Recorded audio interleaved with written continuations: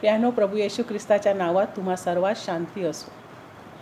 आज आपण रोमकराचं पत्र त्याचा 12वा अध्याय त्याच्या पहिल्या 3 वचनातनं काही शिकणार आहोत.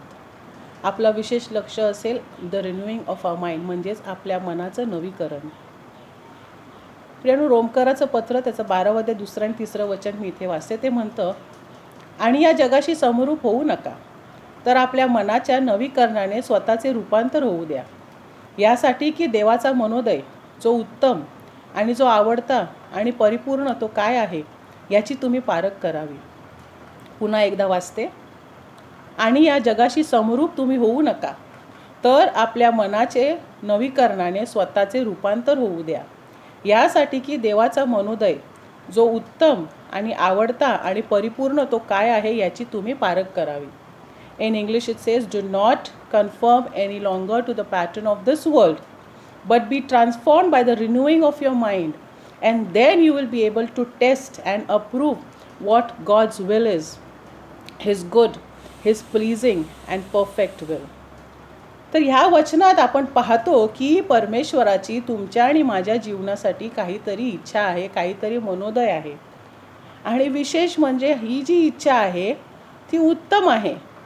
ही जी इच्छा आहे ती आपल्याला आवडेल अशी आहे, आणि ही जी इच्छा आहे ती परिपूर्ण आहे. ती आपल्या जीवनाकरता परिपूर्ण आशीर्वादी ठरणारी अशी त्याची इच्छा आहे. तर मग प्रियानो, ही जी देवाची इच्छा जाणण्यासाठी आपल्याला काहीतरी करायचं आहे त्याच्याविषयी ह्या वचनांमध्ये लिहिलेलं आहे. आणि ते करण्याचं म्हणजेच त्याचा पहिला एक मुद्दा जिथे म्हटलेला आहे ते म्हणजे आपल्या मनाचे नवीकरण. आपले जीवन, आपले अस्तित्व आणि त्यावर आपल्या मनाचा मोठा प्रभाव असतो.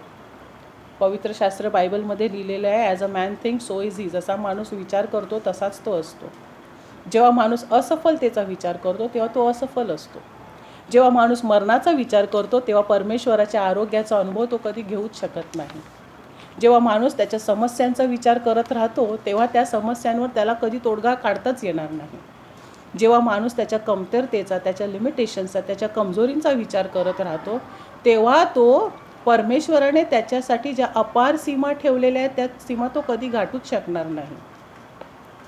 तर यावरून प्रियानो आपल्याला आपल्या मनाचे नवीकरण करायचे आहे. आपण काय पाहतो, काय ऐकतो आणि काय अनुभवतो या सर्व गोष्टींचा आपल्या मनावर परिणाम होत असतो.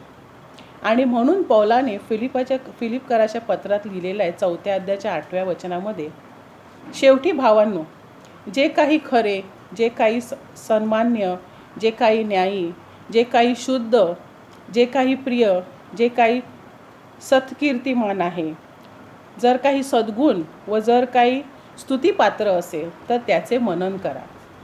तर अशा प्रकारे आपल्याला सत्कीर्तिमान, स्तुतिपात्र, चांगले, उत्तम अशा गोष्टींचा विचार करायचा आहे. तर मग आपल्या मनाचे नवीकरण आपण कसं करावे, आपण 3 गोष्टी पाहणार आहोत. पहिली गोष्ट, आपण काय पाहतो हे खूप महत्त्वाचं आहे. बघा, प्रत्येक समस्येमध्ये, कष्टांमध्ये चांगले काय घडले आपल्याला ते पाहायचं आहे.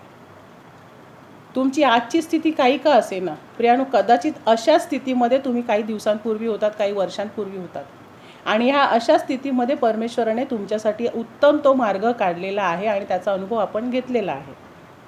तर मग थोडक्यात आपण पाहिलं तर आपल्याला काय पाहायचं आहे की तुमच्या आणि माझ्या जीवनात घडणाऱ्या प्रत्येक गोष्टीमध्ये परमेश्वराचा हात आहे आणि तो हात आपल्याला पाहायचा आहे. तर आपण काय पाहायचं आहे की तुमच्या आणि माझ्या जीवनात जी गोष्ट घडते त्या प्रत्येक छोट्या मोठ्या गोष्टीमध्ये, कष्टांमध्ये, संकटांमध्ये, असफलतेमध्ये, प्रत्येक गोष्टीमध्ये परमेश्वराचा हात आहे.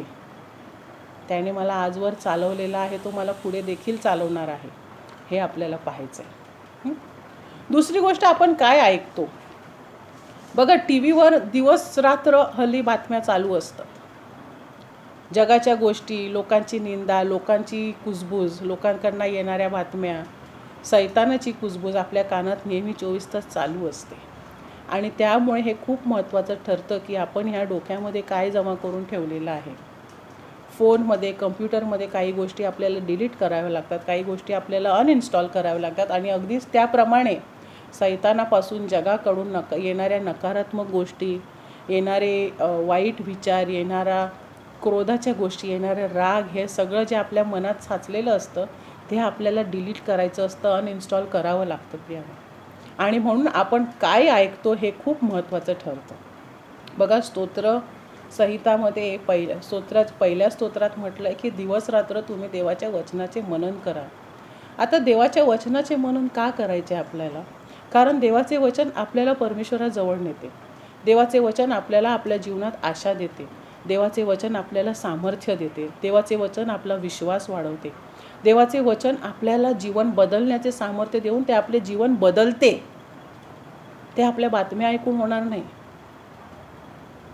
ते आपल्याला लोकांची कुजबूज ऐकून होणार नाही.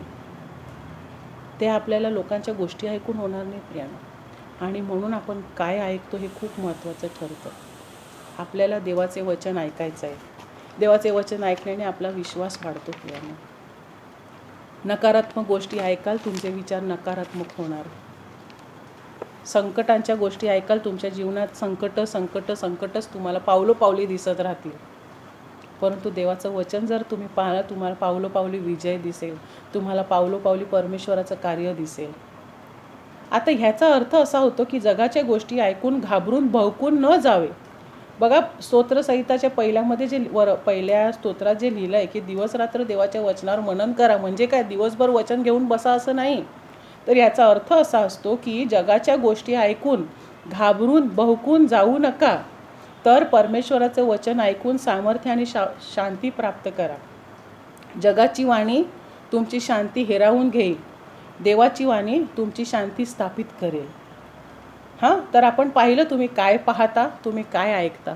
आता तिसरी गोष्ट, तुम्ही काय म्हणता, तुम्ही काय उच्चारता.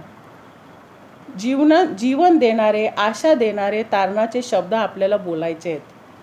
तुम्हाला तुमच्या जीवनात, तुमच्या कुटुंबात, तुमच्या देशामध्ये, तुमच्या मंडळीमध्ये काय पाहायचं आहे ते शब्द आपल्याला आपल्या मुखातनं कबूल करायचं आहे. आपल्या हृदयात विश्वास ठेवायचा आहे. मुखाने आपल्याला ते कबूल करायचं आहे. बघा, अब्रामाविषयी परमेश्वराने तेच म्हटलं आहे. नव्हत्या त्या गोष्टी आहेत अशा त्याने पाहिल्या आणि म्हणून त्याच्या विश्वासाला न्याय पण असं ठरवण्यात आलं. रोमकाराच्या पत्रामध्ये तसं म्हटलं आहे. तर मग प्रियानो, आपल्याला ज्या गोष्टी त्या पाहायच्या आहेत त्या आपल्याला आपल्या मुखातनं बोलायच्या आहेत. आपल्या अंतःकरणातून परमेश्वराची उपकार स्तुती करत राहायची आहे. आणि मग आपण पुढे पाहतो की या वेळेत जरासा विचार करा, थोडा विचार करा की ती शेवटची वेळ कधी होती जेव्हा तुम्ही देवाची स्तुती केली. कधी अशी ती वेळ होती जेव्हा तुम्ही कोणाला तरी उभारी देणारे शब्द बोललात किंवा स्वतःला उभारी मिळेल असे शब्द तुम्ही तोंडातनं उच्चारलेले आहेत. की पावलोपावली तुम्ही संकटांचा, समस्यांचा विचार करत राहिलात. कधी होती ती शेवटची वेळ जेव्हा तुम्ही परमेश्वराच्या उपस्थितीत अगदी मनसोक्त होऊन नाचलात आणि त्याची स्तुती केलात. जर तसं केलं नसेल प्रियानो, ती वेळ आलेली आहे. सगळं विसरून त्याच्या देवाच्या उपस्थितीमध्ये नाचा. त्या देवाची स्तुती करा. त्याची स्तुती करत, त्याची उपकार स्तुती करत, त्याने केलेले, तुमच्या जीवनात केलेले अद्भुत कार्य त्याची आठवण करा. ज्याने अगोदर केलेले आहे तो आजही करेल आणि तो पुढे सुद्धा करत राहील. कारण तो त्याच्या वचनाचा पक्का आहे. तो बदलत नाही आणि तो आपल्यावर प्रीती करतो. आपण रोमकाराच्या 12व्या अध्यायामध्ये पटण्याप्रमाणे त्याच्या मनात तुमच्या आणि माझ्या जीवनाविषयी उत्तम, आपल्याला आवडेल अशी आणि परिपूर्ण इच्छा आहे प्रियानो. तर तो तुम्हाला असंच सहजवारी सोडणार नाही. त्याचं वचन आहे की मी तुला कधी सोडणार नाही, कधी तुम्हाला त्यागणार नाही. तुम्हाला जर सोडायचंच असतं, जर त्यागायचंच असतं तर त्याने तुम्हाला कधीच आपलंसं केलं नसतं. जर त्याने तुम्हाला बोलावलं आहे तर त्याच्या मनात तुमच्याविषयी उत्तम योजना आहे आणि ती उत्तम योजना आपल्या जीवनात पूर्ण करून घ्यायची आपल्याला प्रियानो.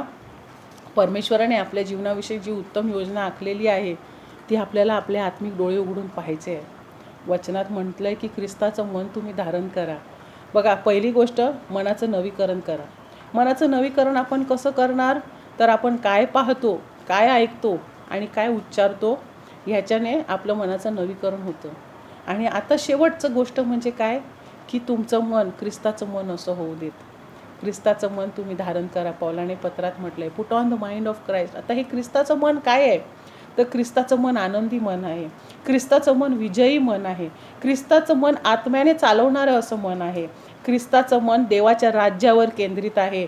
ख्रिस्ताचं मन म्हणजे असं मन आहे जे नेहमी म्हणतं, देवा जशी तुझी इच्छा स्वर्गात जशी आकाशात पूर्ण होते तशीच तुझी इच्छा या पृथ्वीवर पूर्ण होऊ देत.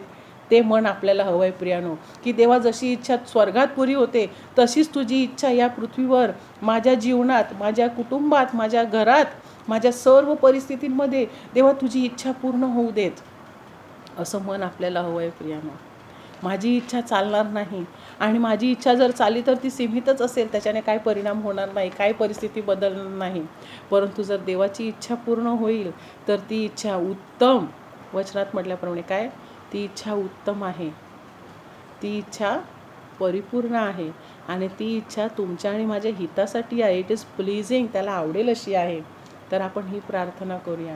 आणि अशा प्रकारे प्रियानो, दिवसेंदिवस या डोक्यामध्ये अनेक गोष्टी, अनेक बातम्या, अनेक शंका कुशंका पसरत असतात. यामध्ये आपण आपल्या मनाचे नवीकरण करूया. आपण देवाचा हात आपल्या जीवनातील प्रत्येक स्थितीमध्ये पाहूया. आपण देवाचे वचन ऐकत राहूया, कारण विश्वास देवाचे वचन ऐकून वाढतो. आपण आपल्या मुखातनं ते विश्वासाचे बोल उच्चारूया. नक्कीच जो परमेश्वर काल होता तो आज आहे, आणि तो युगानुयुग तसाच राहील, तो कधी बदलणार नाही. आणि विशेष गोष्ट म्हणजे तो आपल्या संगती आहे प्रियानो. तर आपण ख्रिस्ताचे मन धारण करूया, आनंदाचे मन, सामर्थ्याचे मन, पवित्र आत्म्याने चालवले जाणारे असे मन, जे हिताचे आहे, जे विजयात आपल्याला घेऊन जाते, जे देवाच्या जवळ आपल्याला घेऊन जाते. आपण मनापासून म्हणूया, हे देवा, जशी तुझी इच्छा स्वर्गात पूर्ण होते तशीच तुझी इच्छा या पृथ्वीवर पूर्ण होऊ देत. जशी तुझी इच्छा स्वर्गात पूर्ण होते तशीच तुझी इच्छा माझ्या जीवनात, माझ्या कुटुंबामध्ये पूर्ण होऊ दे, माझ्या घरात पूर्ण होऊ दे. त्या इच्छेला मी स्वीकारतो, आणि प्रभू येशू ख्रिस्ताच्या नावात मी माझ्या जीवनात विजय घोषित करतो. आमेन. परमेश्वर तुमचं सहाय्य करू.